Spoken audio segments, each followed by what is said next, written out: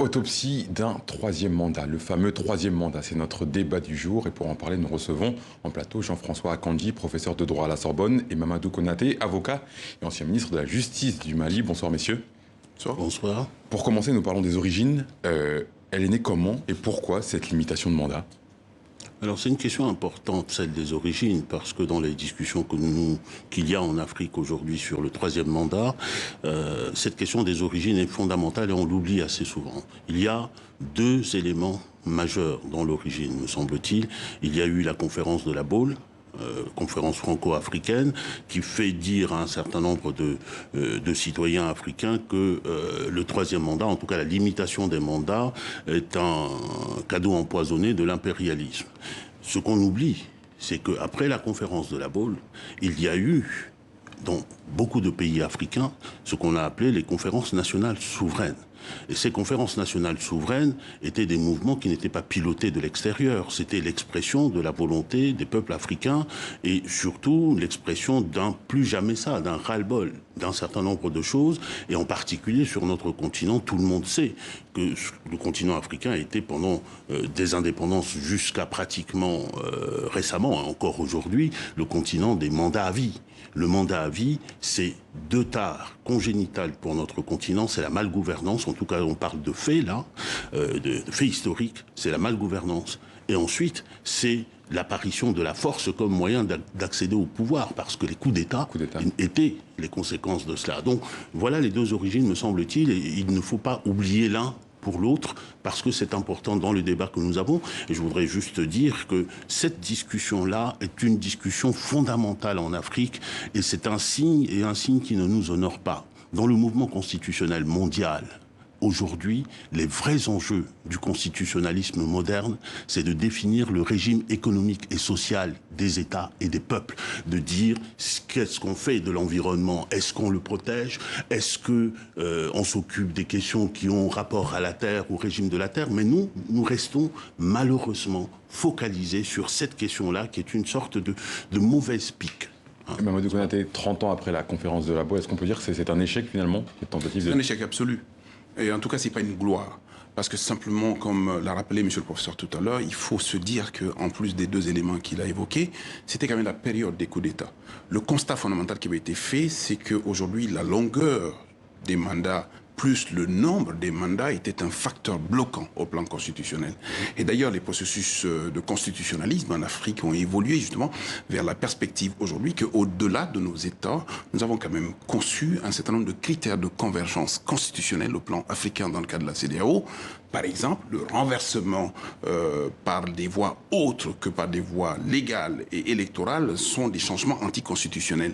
Je pense que la perspective aujourd'hui, c'est véritablement de considérer aujourd'hui que tout processus, je dis bien tout processus, qui mène vers une révision constitutionnelle ou un prolongement de régime en vue uniquement que le même homme puisse être à la tête de l'État 3 fois durant 3 mandats est quelque chose d'impossible, d'inacceptable. L'objectif, un des objectifs, c'est l'alternance. On en est très loin aujourd'hui, 30 ans après. On en est très loin, et vous posiez la question tout à l'heure de savoir s'il y a échec. Moi, personnellement, je considère qu'il y a échec, mais il n'y a pas échec de l'idée et de la revendication, parce que cette revendication, peut-être qu'on y reviendra tout à l'heure, c'est une revendication qui est totalement actuelle.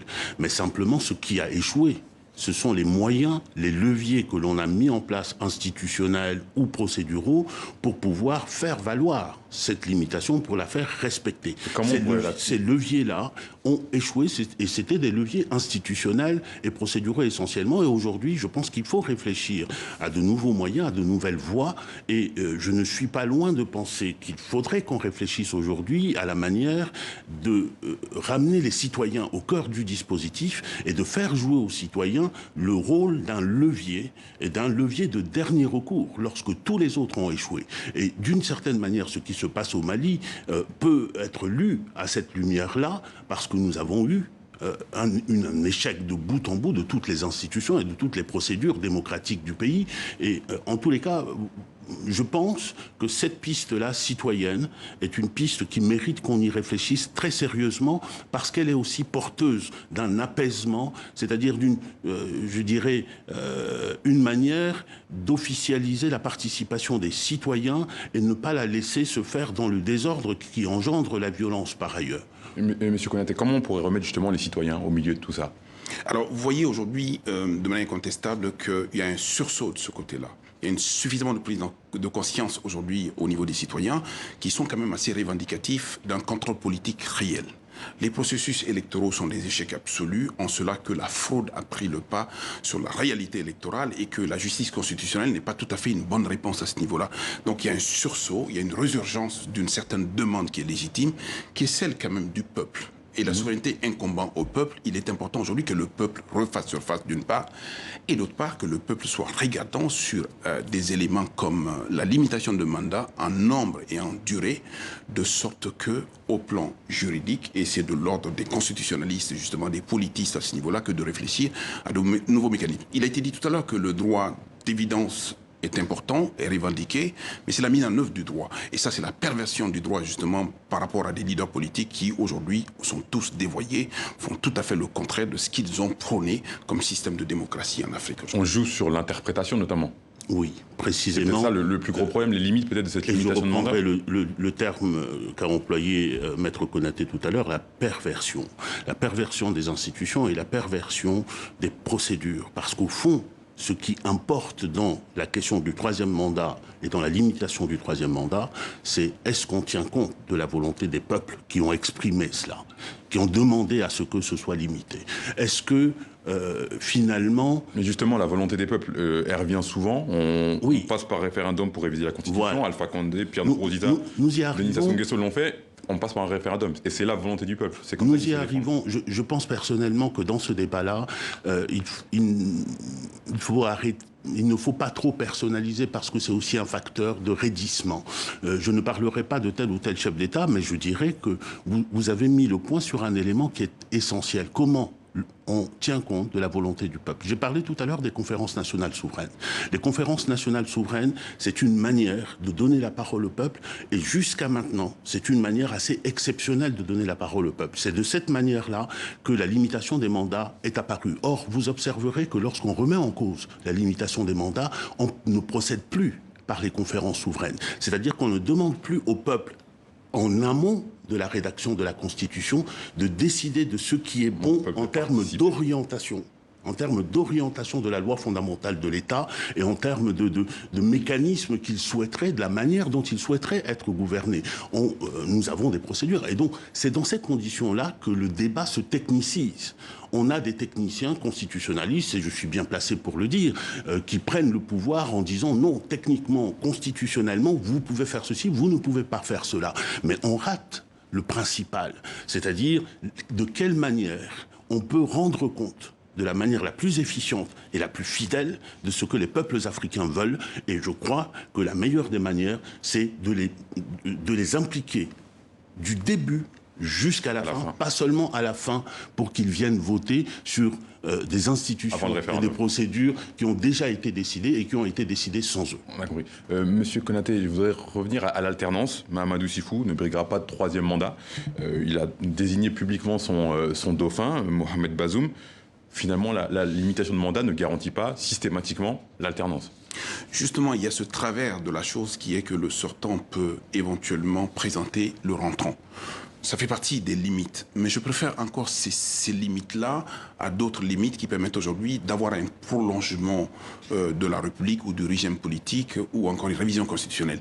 L'élément indispensable, c'est de faire en sorte aujourd'hui que par la durée et par le nombre de mandats, personne ne puisse s'installer contre le gré des gens. Et en s'installant contre le gré des gens, c'est un système justement de népotisme, de corruption et de toutes les déviances de la loi auxquelles on assiste finalement, parce que l'homme et la durée en Afrique à la tête du pouvoir, c'est un drame absolu. Sur ces processus-là, et je pense comme il a été indiqué tout à l'heure, il faut prendre en compte justement l'élément communautaire également. C'est que ces questions ne sont pas seulement l'ordre ni de l'élection, ni de l'électoral, ni de la démocratie, mais aussi l'ordre de la communauté.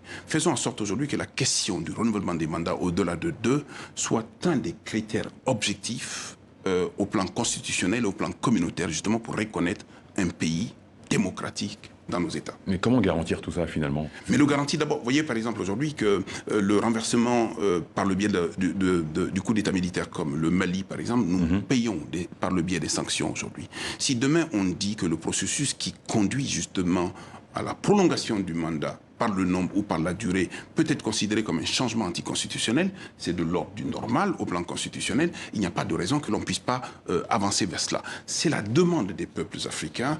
Qu'est-ce qui s'oppose à cela? Ce sont les dirigeants politiques africains qui, aujourd'hui en situation de pouvoir, refusent ce processus-là, violent ce processus ou le révisent dans des conditions qui sont insupportables.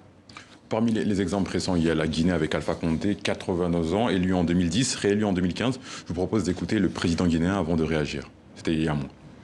Si vous voulez que j'accepte votre proposition, il faut que je sois sûr que vous vous engagez à ce que l'RPG soit ce qu'il était au début, c'est-à-dire un parti qui n'oublie personne, surtout ceux qui sont ces analphabètes qui n'ont pas de travail, qui sont sacrifiés, particulièrement les femmes et les filles. Donc, il ne faut pas seulement demander d'être candidat. Il faut que vous me disiez si ce candidat, il faut faire quoi?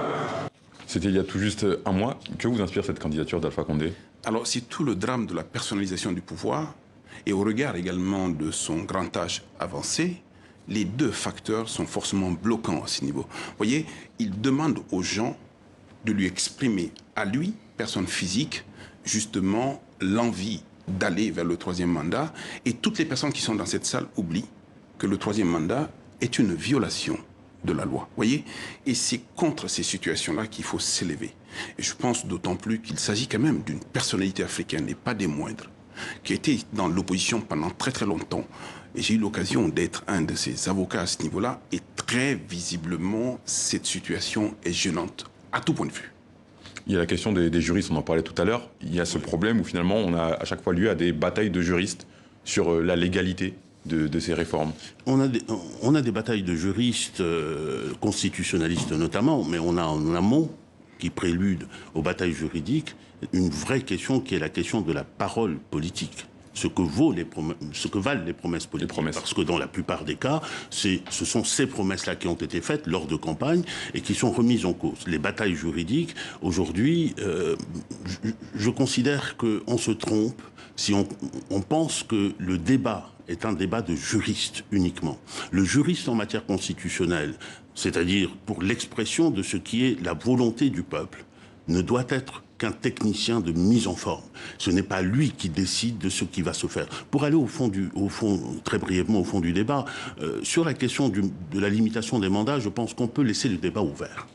On peut ouvrir... Il y a des arguments pour et des arguments contre. Il y a des arguments pour et des arguments contre. Moi, je demande simplement qu'on me convainque aujourd'hui, avec des faits à l'appui, que la non-limitation de mandat et le pouvoir à vie a été porteur du bonheur des peuples africains, a été porteur du développement des États africains, a été porteur de tout cela. Si on m'apporte cette preuve-là, je dis, OK, on peut poursuivre sur cette voie-là. Mais aujourd'hui, la preuve est faite du contraire. C'est pour ça que je pense que la question de la limitation du mandat, il est bon, il est même vertueux qu'on ait décidé de faire un moratoire. Un moratoire pour un certain temps. Après, on reviendra. Merci beaucoup. Merci. Le temps nous manque malheureusement, messieurs. Jean-François Akandi, professeur de droit à la Sorbonne. Merci Mamadou Konaté, avocat, ancien ministre de la Justice du Mali. Merci d'avoir répondu à nos questions. Merci beaucoup.